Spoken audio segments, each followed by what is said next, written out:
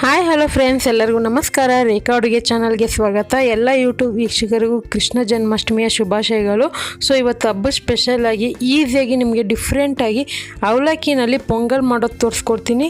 ಇದು ತುಂಬಾ ಸಿಂಪಲಾಗಿ ಎಲ್ಲ ಟೈಮಲ್ಲೂ ಮಾಡ್ಕೊಬೋದು. ತುಂಬಾ ರುಚಿಯಾಗಿರುತ್ತೆ. ಇದು ಮಾಡೋದು ಸುಲಭ. ಇದಕ್ಕೆ ಬೇಕಾಗೋ ಇಂಗ್ರೀಡಿಯೆಂಟ್ಸ್ ನೋಡೋಣ. ಇಲ್ಲಿ 1 ಕಪ್ ಆಗೋಷ್ಟು ದಪ್ಪ ಅವಲಕ್ಕಿ ತೊಗೊಂಡಿದ್ದೀನಿ. ಸೊ ದಪ್ಪವಾಗಿರೋಂಥ ಅವಲಕ್ಕಿ ನಾಷ್ಟಕ್ಕೆ ಯೂಸ್ ಮಾಡ್ತಿರಲ್ಲ ಅದು. ಅದೇ ಕಪ್ಪಲ್ಲಿ 3/4 ಕಪ್ ಆಗೋಷ್ಟು ಬೆಲ್ಲ ಪುಡಿ ಮಾಡಿ ಇಟ್ಕೊಂಡಿದ್ದೀನಿ. 1/4 ಕಪ್ ಆಗೋಷ್ಟು ಹಸಿ ತೆಂಗಿನಕಾಯಿ ತುರಿದಿರೋದು, 1 ಟೇಬಲ್ ಸ್ಪೂನ್ ದ್ರಾಕ್ಷಿ, 5 ಗೋಡಂಬಿ ಕಟ್ ಮಾಡಿರೋದು, 4 ಏಲಕ್ಕಿನ ಕುಟ್ಟಿಟ್ಕೊಂಡಿದ್ದೀನಿ, 4 ಲವಂಗ ಒಗ್ಗರಣೆಗೆ. ಮತ್ತು ಇದು ಪಚ್ಚಕರ್ಪೂರ ಅಂತ ಸಿಗುತ್ತೆ, ಅರಶಿನ ಕುಂಕುಮ ಅಂಗಡಿಗಳಲ್ಲಿ ಸಿಗುತ್ತೆ. ಇದಿದ್ದರೆ ಹಾಕೊಳ್ಳಿ, ಇಲ್ಲಾಂದರೆ ಪರವಾಗಿಲ್ಲ. ತುಪ್ಪ 1-2 ಟೇಬಲ್ ಸ್ಪೂನು. ಇವಾಗ ಯಾವ ರೀತಿ ಮಾಡೋದಂತ ನೋಡೋಣ. ಮೊದಲಿಗೆ ದಪ್ಪ ಅವಲಕ್ಕಿ ಇದೆ. ಅಕಸ್ಮಾತ್ ನಿಮ್ಮ ಹತ್ರ ದಪ್ಪ ಅವಲಕ್ಕಿ ಇಲ್ಲ, ತೆಳು ಅವಲಕ್ಕಿ ಇರೋದಾದರೆ ತುಂಬ ಹೊತ್ತು ನೆನೆಸೋದು ಬೇಡ. ಇದೊಂದು ನೀವು ನಾರ್ಮಲ್ ಉಪ್ಪಿಟ್ಟಿಗೆ ನೆನೆಸ್ತೀರಲ್ಲ, ಅದೇ ರೀತಿ ಒಂದು 2-3 ನಿಮಿಷ ನೆನೆಸಿ ಚೆನ್ನಾಗಿ ಫಸ್ಟು ತೊಳ್ಕೊಂಬಿಡಿ. ತೊಳೆದಿದ ನಂತರ ಆ ನೀರು ಸೋಸ್ಬಿಟ್ಟು ಮತ್ತೆ ಹೊಸ ನೀರು ಹಾಕಿ ಒಂದು 3-4 ನಿಮಿಷ ಬಿಟ್ಟರೆ ಸಾಕು. ಇವಾಗ ಇದನ್ನು ಸೋಸ್ಕೊಂಡು ಚೆನ್ನಾಗಿ ನೀರೆಲ್ಲ ಹಿಂಡ್ಕೊತೀನಿ. ಇದು ಸ್ವಲ್ಪ ಉದುರಾಗಿರಬೇಕು. ತೀರಾ ಜಾಸ್ತಿ ಹೊತ್ತು ನೆನೆಸೋಕೆ ಹೋಗಬೇಡಿ. ತೀರಾ ನೆಂದೋದ್ರೆ ಅದು ಮೆತ್ತಗೆ ಆಗುತ್ತೆ, ತಿನ್ನೋದಕ್ಕೂ ಚೆನ್ನಾಗಿರಲ್ಲ. ಇದನ್ನು ಚೆನ್ನಾಗಿ ನೀರು ಸೋರಿಸ್ಕೊಂಡು ಅದನ್ನು ಸ್ವಲ್ಪ ಹಿಂಡಿ ಇದನ್ನು ಒಂದು ಬೌಲ್ಗೆ ಹಾಕ್ಕೊತೀನಿ. ಸ್ವಲ್ಪ ಉದುರಾಗಿರಬೇಕು. ಅಷ್ಟೊತ್ತಿಗೆ ನಾವು ಬೆಲ್ಲ ಪಾಕ ಮಾಡ್ಕೊಳ್ಳೋಣ. ಇದಕ್ಕೆ 1 ಕಪ್ ಅವಲಕ್ಕಿಗೆ 3/4 ಕಪ್ ಆಗೋಷ್ಟು ಬೆಲ್ಲ, 2-3 ಟೇಬಲ್ ಸ್ಪೂನ್ ನೀರು ಹಾಕ್ಕೊಂಡಿದ್ದೀನಿ. ಜಾಸ್ತಿ ನೀರು ಹಾಕೋಕ್ಕೆ ಹೋಗಬಾರ್ದು. ಈಗ ಇದನ್ನು ಬೆಲ್ಲನ ಕರಗಿಸ್ಕೊಳ್ಳೋಣ. ಪಾಕ ಮಾಡಬೇಕಂತೇನಿಲ್ಲ, ಜಸ್ಟ್ ಬೆಲ್ಲ ಕರಗಿದ್ರೆ ಸಾಕು.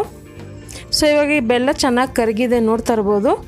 ಈ ಥರ ಚೆನ್ನಾಗಿ ಕುದಿಸ್ಕೊಳ್ಳಿ. ಅದು ನೊರೆ ಬರೋತಾದ್ರೆ ಇದನ್ನು ಪರವಾಗಿಲ್ಲ, ಅದು ಪಾಕ ಅಂತೂ ಆಗಿರಲ್ಲ, ಬೆಲ್ಲ ಕರಗಿರುತ್ತೆ. ಈಗ ನೀವು ಮಾಡೋವಂಥ ಪಾತ್ರೆಗೆ ಬೆಲ್ಲನ ಸೋಸ್ಕೊಬೇಕು. ಕೆಲವೊಂದು ಬೆಲ್ಲಗಳು ಚೆನ್ನಾಗಿರುತ್ತೆ, ಕ್ಲೀನಾಗಿ ಏನು ಕಸ ಕಡ್ಡಿ ಇಲ್ದಿರೋದು. ನೀವೇನಾದರೂ ಅಂಗಡಿಯಿಂದ ತಂದಿರೋದಾದರೆ ಕೆಲವೊಂದು ಧೂಳಿರುತ್ತೆ, ಏನಾದರೂ ಕಸ ಕಡ್ಡಿ ಇರುತ್ತಲ್ಲೋ ಅದಕ್ಕೋಸ್ಕರ ಸೋಸ್ಕೊಬೋದು. ಸೊ ಈಗ ಇದನ್ನು ಚೆನ್ನಾಗಿ ಸೋಸ್ಕೊತೀನಿ. ಇದೊಂದು ಸರಿ ಕುದಿಸ್ಬೇಕಂತೇನಿಲ್ಲ, ನೋಡ್ತಾ ಇರ್ಬೋದು ಪಾಕನೇ ಸ್ವಲ್ಪ ಗಟ್ಟಿಯಾಗಿ ಇದೆ.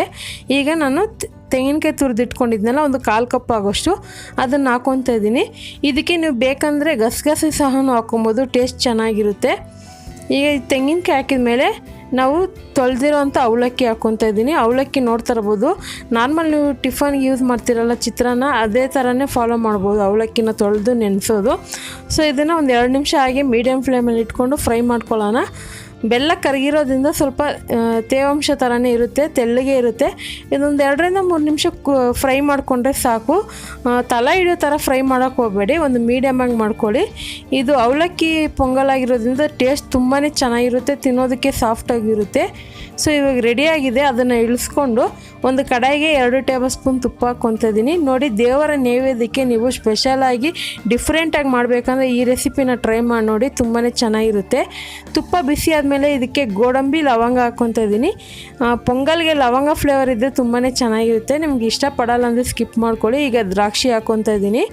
ಸೊ ಇದೆಲ್ಲ ಹಾಕ್ಕೊಂಡು ಚೆನ್ನಾಗಿ ಫ್ರೈ ಮಾಡ್ಕೊಳ್ಳೋಣ.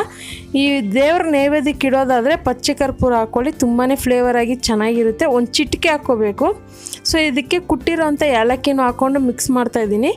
ಸೊ ನೋಡಿ, ಇವಾಗ ಪಚ್ಚಕರ್ಪೂರ 1 ಚಿಟಿಕೆ ಆಗೋಷ್ಟು ಯೂಸ್ ಮಾಡ್ತಾಯಿದ್ದೀನಿ, ಜಾಸ್ತಿ ಯೂಸ್ ಮಾಡಬಾರ್ದು ಅದು. ಅದಕ್ಕೋಸ್ಕರನೇ ನಿಮಗೆ ಈ ಅರಿಶಿನ ಕುಂಕುಮ ದೇವ್ರ ಪದಾರ್ಥಗಳು ಸಿಗುತ್ತಲ್ಲ ಅಂಗಡಿ, ಅದರಲ್ಲಿ ಸಿಗುತ್ತೆ ಇದು. ಸೊ ಇವಾಗ ಇದಕ್ಕೆ ಫ್ರೈ ಮಾಡಿರೋಂಥ ಗೋಡಂಬಿ ದ್ರಾಕ್ಷಿ ಹಾಕ್ಕೊಂಡು ಮಿಕ್ಸ್ ಮಾಡಿದ್ರೆ ಮುಗೀತು ಈ ರೆಸಿಪಿ. ಸೊ ತುಂಬಾ ಸಿಂಪಲಾಗಿ ಒಂದು 10-12 ನಿಮಿಷದೊಳಗೆ ನೀವು ಮನೇಲಿ ದೇವರ ನೈವೇದ್ಯಕ್ಕೆ ಮಾಡ್ಕೊಬೋದು. ನೋಡಿ, ಇವಾಗ ಇದನ್ನು ಸರ್ವ್ ಮಾಡ್ಕೊತಾ ಇದ್ದೀನಿ. ಮತ್ತು ದೇವರಿಗೆ ಅಂತಲ್ಲ, ನಿಮ್ಗೆ ಯಾವಾಗಾದ್ರೂ ಸ್ವೀಟ್ ತಿನ್ನಬೇಕು ಅನಿಸಿದ್ರೆ ಸಿಂಪಲಾಗಿ ಈ ಥರ ಮಾಡ್ಕೊತೀನಿ. ಸೊ ಖಂಡಿತ ಈ ರೆಸಿಪಿ ನಿಮಗೆಲ್ಲ ಇಷ್ಟ ಆಗಿದೆ ಅಂದ್ಕೊತೀನಿ. ಹಾಗಾದರೆ ನೀವು ಸಹ ಇದೇ ರೆಸಿಪಿ ಟ್ರೈ ಮಾಡಿ ಯಾವ ರೀತಿ ಬಂತು ಅಂತ ಕಮೆಂಟ್ ಮಾಡಿ. ಈ ರೆಸಿಪಿಗೆ ಒಂದು ಲೈಕ್ ಬಟನ್ ಕ್ಲಿಕ್ ಮಾಡಿ, ಫ್ಯಾಮಿಲಿ ಫ್ರೆಂಡ್ಸ್ಗೂ ಶೇರ್ ಮಾಡಿ. ರೇಖಾ ಅಡುಗೆ ಚಾನಲ್ನ ಸಬ್ಸ್ಕ್ರೈಬ್ ಮಾಡಿ. Thank you for watching. Bye.